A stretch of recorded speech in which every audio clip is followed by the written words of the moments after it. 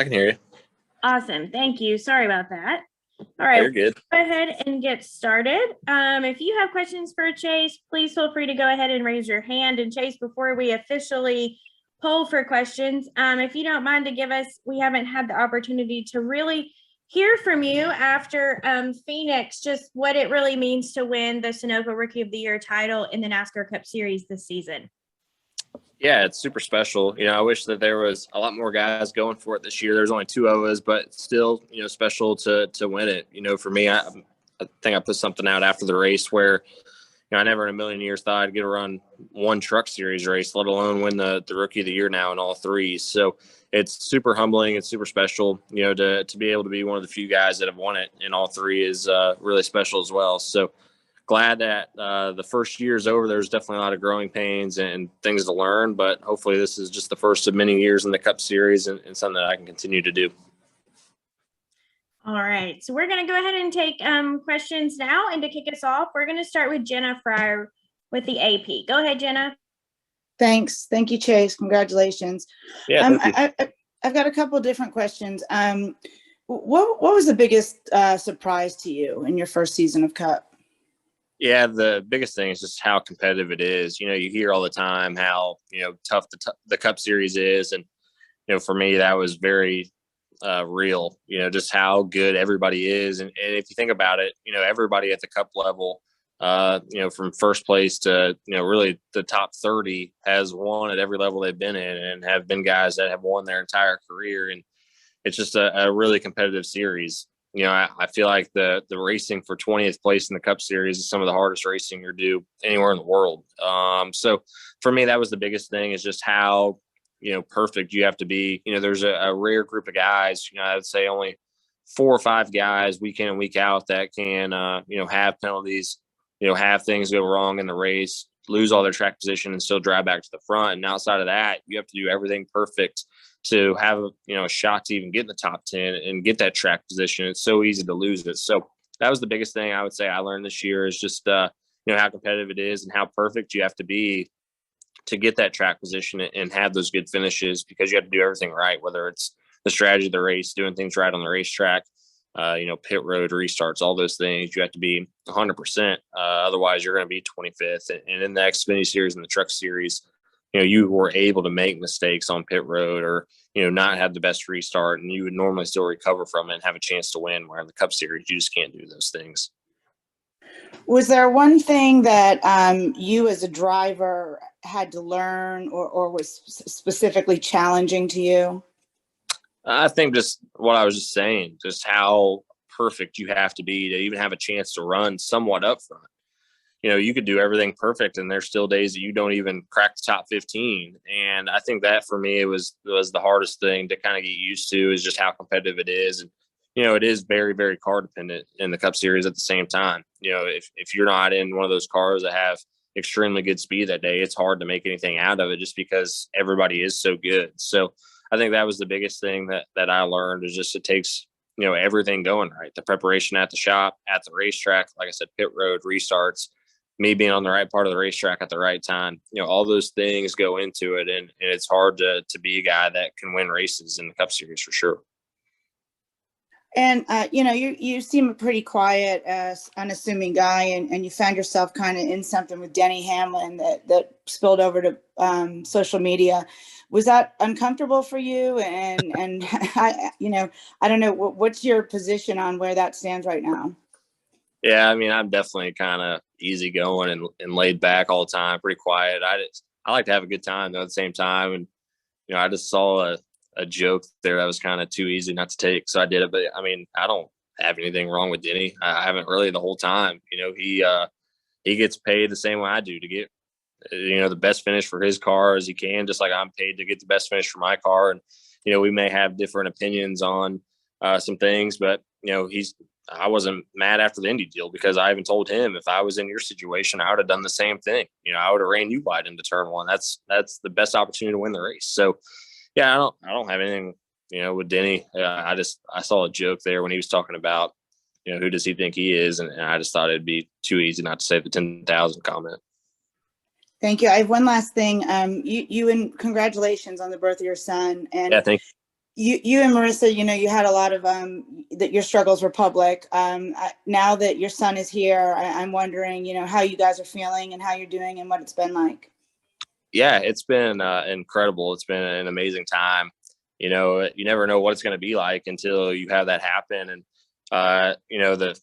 he's almost 2 months old already, and I would say that's the biggest thing now. Being a parent is there's two things. One, your phone gets filled up with pictures way quicker, and then secondly, just how fast time goes. It's incredible. To have him here for a month and a half, it seems like just last weekend he was born, and just how quick that time goes. And, I remember my parents and other people always telling me, it'll happen in a blink of an eye, and it's so true. So I think for me, that's been kind of the biggest takeaways. And then outside of that, it's been great. He's, I feel like definitely kind of my temperament. He's super laid back. He barely ever cries. People all the time are like, man, we wouldn't even know he's here if you didn't tell us that he was here, just because he never cries or gets upset. The last couple of nights he's been sleeping all the way through the night, so he's pretty laid back and chill. So I'm glad that he got that, I guess, from me. But yeah, it's been great so far, and obviously excited to continue to watch him grow. Thanks, Chase. Yeah, thank you. All right, our next question is going to come from Greg Engel. Go ahead, Greg. Hey, pal, I know we just talked last week, but I wanted to follow up a couple questions for Forbes. How much do you think the Rookie of the Year is going to help you gain new sponsorship or sell new sponsorship in the future? Yeah, I mean, it can't hurt. I think anytime you're going to sell a new sponsor or a new partnership, you're always looking to kind of have like a resume in a sense of things you've been able to do, whether it's winning races or, winning awards like Rookie of the Year. And, even one thing that we still to this day use is the most popular driver thing from the Truck Series. Things like that go a long way, I think, whenever you're trying to, convince somebody to come on board. So it definitely can't hurt. Anytime you're winning anything, whether it's an award like that or a race or anything, people want people that are winning things. So yeah, it doesn't hurt at all. And, time will tell if it helps us at all right now, but I feel like, it's definitely something that's nice to have. And the last question about the baby, the sponsors, obviously they pay, they give you a paycheck and they pay your bills and stuff. But I noticed that the sponsors that you got now were sending some cool baby stuff. Yeah. How cool is it when sponsors are sending you stuff that has nothing to do with the sponsorship, but just like, for you and Marissa and the baby? Yeah, it's super cool, and that's the one thing I'm very, very blessed and fortunate. All my sponsors are people that I consider fans, super close to me.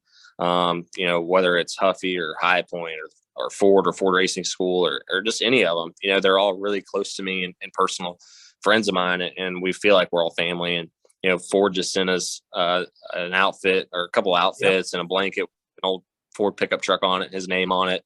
Huffy sent us a bicycle that was all customized with a 14 and said little Briscoe on it. And just, there's a lot of cool things that people have sent that, even outside of sponsors, but sponsors definitely have been really cool to see all the stuff they've kind of got creative with to send to Brooks. And I know we definitely appreciate it. How much were you thinking about Brooks on Halloween when Huffy had you do that bike ride around the neighborhood with the kids? Yeah, I was thinking how it's going to be pretty crazy how soon he'll be that age to be riding a bike and hopefully riding a Huffy. So it's definitely crazy, to like I said earlier, how fast this last month and a half is gone. It'll be in no time. He'll be 3-4 years old and running around and starting to, have his own personality and doing things that he likes. So, I'm sure he'll be brought up around racing. And, one of my first racing experiences was riding my Huffy bicycle around in the driveway, make a little racetrack out of chalk and do it. So who knows? He's got a Huffy now at the house and maybe he'll do the same. Thanks as always, my friend. Merry off season to you and Marissa and Brooks. Yeah. All right, our next question is going to come from Rob. Go ahead, Rob. Hey there, Chase. Congratulations on winning the Rookie of the Year honors and Cup. Yeah. I also have a couple of questions for you. Kind of piggybacking on Jenna's and Greg's question, one of the things I'm kind of curious about now that you're a first-time father is what are some of the values and experiences that your father instilled in you that you're looking forward to instilling in Brooks? Yeah, I think just, treating people the way they want to be treated. That's something I've always, tried to do and, give everybody, the time of day and talk to them and actually have a personal conversation with them. That's something that I feel like, my dad was always really good at was making people feel like he cared and he did care. And that's something I've always tried to do as well. And, I want Brooks to carry that on. And, my dad, I remember Fox did a thing there at the end of or Indy weekend about how he hopes people don't remember Chase as a race car driver. They talk about Chase as how he is as a person. And I hope it's the same for Brooks. I want people to talk to me about how, man, I don't know if he's going to race or not, but if he does, or if he plays baseball, I don't want them to talk about how good he is at something. I want them to talk about how good he is of a kid or as a person. So, just being able to instill all those qualities in him, obviously it comes from parenting, and that's something that me and Marissa are obviously new at. So we're going to have to figure that out together. But, I feel like as long as we stay true to ourselves and try to show him kind of the way we were brought up, hopefully it'll carry over to him. Absolutely. I'm so happy for you and Marissa, given everything you've been through. And my last question to kind of follow up on that is, your faith has been pretty much one of your staples, but it's really authentic and really heartwarming to see. So, given the ups and downs of racing and in life, how much has your faith carried you through everything you've been through? Yeah, it's been everything. There's definitely times, whether it's good or bad times, that it's easy to, forget about your faith. And I honestly feel like it's easier to do it in the good times, but it's important, I feel like, to stay thankful and, stay appreciative. And, obviously in the hard times and the down times, it's easy to look to him. And, that's something that we've tried to do. And, we all do it. I feel like there's times where you fail and times where you do it really well. And, for me, just trying to stay consistent, whether it is in the good times or in the bad times, it's been really important. And obviously we've had good times, but we've also had bad times. And, his timing is what's going to work out. And that's hard, I think, as a human being to understand his timing sometimes. And, you might not always understand it or, think that's what's right or wrong. But, at the end of the day, he's only going to, put on your shoulders what you can handle. So I feel like, faith has been a huge part of not only my life, but my career as well. And, there's many a times I thought I was done and, just pray, open the door if you want to be open. And if it's closed, it'll be closed, and I'm fine with not racing or whatever you think I need to be doing to show me. And, every time it's worked out where, I get a sponsor last minute or a ride opens up last minute. So I feel like I'm doing what I'm supposed to be doing and trying to, that be my testimony and show, other people to him. Absolutely. Well, enjoy the off season, my friend. Have a good time and see you next year. Yeah. Thank you. See you guys. See ya. All right. Our next question is going to come from Lee Spitzer. Go ahead, Lee. Thank you. And thanks for joining us, Chase. I have a question as far as what kind of assurances have you gotten from Zippy and the management team there that, things will improve in 2022? I mean, 2021 was not really the best season for SHR and it kind of hurt you, you were kind of like a residual effect of that. But, if Kevin can't run consistently, he kind of sets the benchmark for the organization. So kind of wondering, what have you been told? What direction are they going in that you're going to feel more confident in your sophomore season? Yeah, you broke up a little bit, Lee, but I think I know for the most part what you were asking. Yeah, to me, I agree with, if Kevin's not winning, it's hard to expect a rookie to be winning.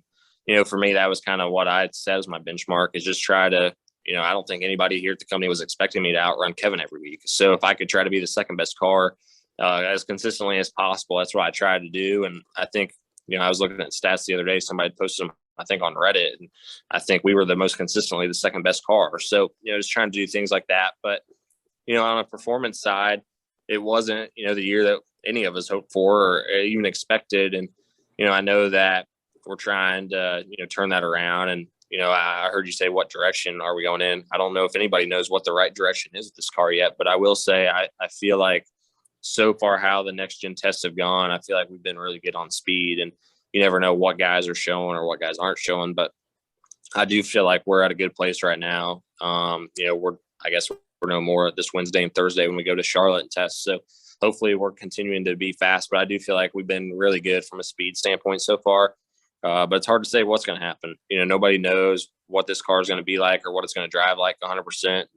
Whatever team figures it out is going to have a huge advantage for a while, I think. So hopefully we're that team. And, we've definitely been putting a lot of time into this car and trying to figure out what it likes. So hopefully we can be that team that finds it first. And you and I talked at Phoenix about a potential change to your team. Has there been any progress made on that? You can just tell me yes or no. Yeah, we're definitely looking for a spotter right now. We've been talking to a couple different people. So, our spotter this past year did a really good job, and we just are trying to make a change just to see what it does to our race team. So definitely talking to a few different spotters, and we'll see what happens. But yeah, we're in the market, I guess. Appreciate your time. Have a nice off season for both you and Marissa. Yeah, thank you. You too. All right. Our next question is going to go to Dustin Long, and then after Dustin, we'll take one from Nathan. Go ahead, Dustin. Thank you, Chase. Or thank you, Amanda and Chase. Yeah, I'm assuming you're doing the test this week, or you'll be in the car part of the time this week. Is that correct? Yeah, that's the plan. I don't know 100% what the plan is yet, but I know I should be making laps. What do you want to see out of this test? Because this will be your first time in the car other than the Roval. So you'll be first time on an oval with this car. What are you wanting to see and trying to get a better understanding besides, some of the issues with the car?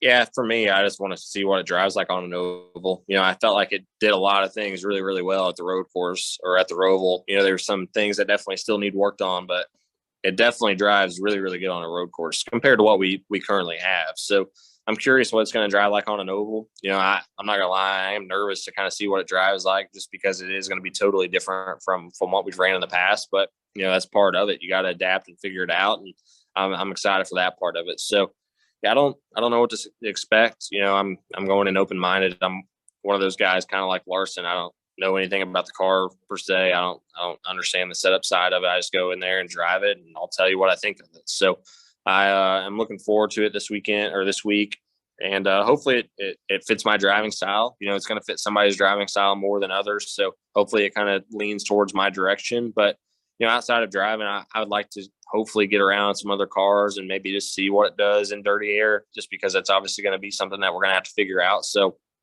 outside of those two things, I'm going in pretty wide open and just seeing what happens. And how do you guys feel like, or how's your team feel like with the steering box, the steering issues that certainly a lot of teams, I'm guessing you probably also had some issues at the Roval, and everything that we were kind of hearing was, there was concern, but I think there was even greater concern of what it would be like on an oval when the speeds are faster and the vibrations and shakes are more. Yeah, I had some issues at the Roval, nothing that you couldn't drive through. I don't know if I'd want to run a whole race like that, but for a test, I felt like it was okay to do.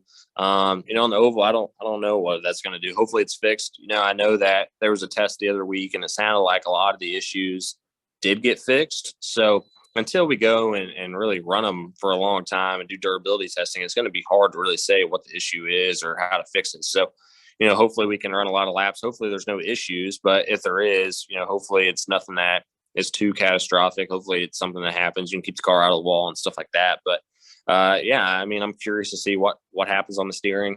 From a driver's standpoint, the steering and the pedals are the two most important things, as far as our comfort goes. So, I would say all of us are kind of hesitant to, have a different feeling of steering or pedals. And that's something that we're going to have to figure out and get used to. So there's going to be some bugs to be worked out, but I will say, I feel like they've definitely made it better from what I've been told over the last couple of times. So hopefully we'll have no issues this week. Thank you.